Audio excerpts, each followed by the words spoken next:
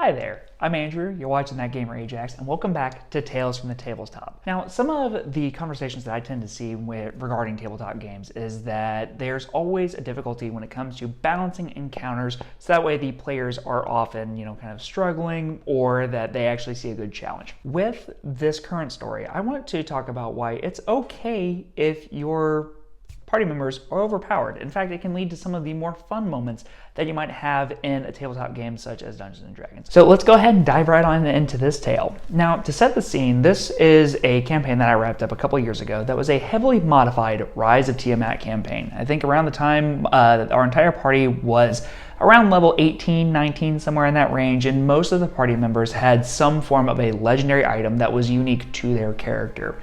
These were items that could evolve as the game went on. I would say that the closest example I could think of off the top of my head would be the Vestiges of Divergence that are used in Critical Role. And a few of the party members had actually started to kind of evolve their items. I know that our rogue/fighter combination had this sword that was absolutely absurd and would allow him to just entirely retake turns as long as he was getting criticals and kills. And he did it a lot. Now, for my character, I was playing a Minotaur barbarian named Vrozlok Longhorn. Vrozlok was kind of a, I guess the best description I could come up with him is that he's a big old himbo, very kind, and he just wanted to protect the little people that were around him. That was his entire purpose more than anything. But Vrozlok had stumbled across this legendary hammer that was known as the Spirit of the Molten that my Dungeon Master had given to me. This was an absolutely absurd hammer, along with its +3 stats, meaning that I would have a much better chance to hit and I would be doing a lot more damage. This item gave me immunity to fire damage. I was able to kind of call upon the fire giant spirit that was residing within it, and I would be able to cause a fear aura around myself. And then while I was unleashing that spirit, once per day, I was able to give my allies temporary health and heal based on the amount of health that I was missing. Because at this point, Vrozlok was a big old boy that had, probably around 280 health or so, it was able to do a lot of healing while being a frontline tanky fighter. And it fit the character insanely well. Now, unfortunately for our Dungeon Master, what he didn't realize about me at the time was that I am the type of player that likes to take these things and really roleplay with them whenever I get the chance. So, because we were doing Rise of Tiamat, you're dealing with a lot of dragons, usually that involves volcanoes and magma and lava and everything like that.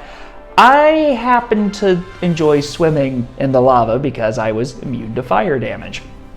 We were able to use this in quite a few puzzles, actually. The number of times that I would just go swimming through lava or dive under it with zero consequences because my Dungeon Master thought it was a good way to use that item and the benefits that I got from it. We were able to solve those relatively easily, all things considered. If we also came across an obstacle where somebody could possibly fall into the lava, I would simply just kind of carry them across it because I could and I had the strength to do so. I also got to have a lot of fun using this thing in combat scenarios, though not necessarily in the ways that it was intended. I could throw the hammer and it could come back to me, so I was essentially a big cow version of Thor if he was using fire instead of lightning. No, what I actually really enjoyed doing was that I would like to use the environment in combat scenarios. Usually when there would be those pools of lava, I would just grab one of the weaker enemies, and rather than trying to hit him with a hammer, I would just body slam him into the lava. I could take it, they couldn't. We also used this a couple of times to, very, very seriously hurt some of the bigger enemies that we were going up against.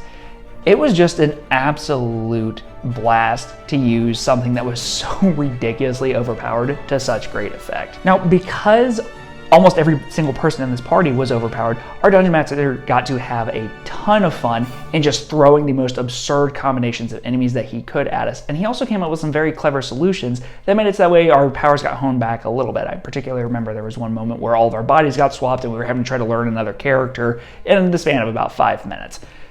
But because we could all hold our own so incredibly well, we got some very unique experiences that I don't think that I've ever seen done in any other game of Dungeons and Dragons. And that was entirely unique to our table because we were so ridiculously overpowered. I mean, heck, even when we fought Tiamat herself, she had 2 entire phases. We thought that beating her the first time was going to be enough, but no, we ended up having to go into an entirely separate level and fight her again at an even stronger amount, because that's just how strong we were. And it was amazing. I still remember that final blow that we got on her like it was yesterday. It is some of the most fun that I've ever had in Dungeons and Dragons. So while this is going to be a little bit of a tale from the tabletop, it's also a little bit of advice. If you're a new Dungeon Master and you're worried that you aren't getting the balance right, just remember that at the end of the day, you're here to have fun. You don't necessarily have to have the most ridiculously challenging things. Now, if your players are absolutely stomping everything that you're going against, maybe, look at fine-tuning some things, sure. But at the end of the day, we play tabletop games for fun more than anything. And if your player's overpowered and everybody's having a blast, I really don't think there's anything else that you can ask for. So that's going to go ahead and wrap up this video, but I would like you guys to share some of your overpowered moments that you've had in tabletop games. What's the most ridiculous thing that you've ever been able to do while playing one of these games, if it's Dungeons & Dragons or some other role-playing game? So please comment below, let me know, and if you like the video and you like the story, please give that thumbs up, and if you'd like to see what else is on the channel, maybe consider subscribing. But, till next time, see you in the next video. Bye-bye.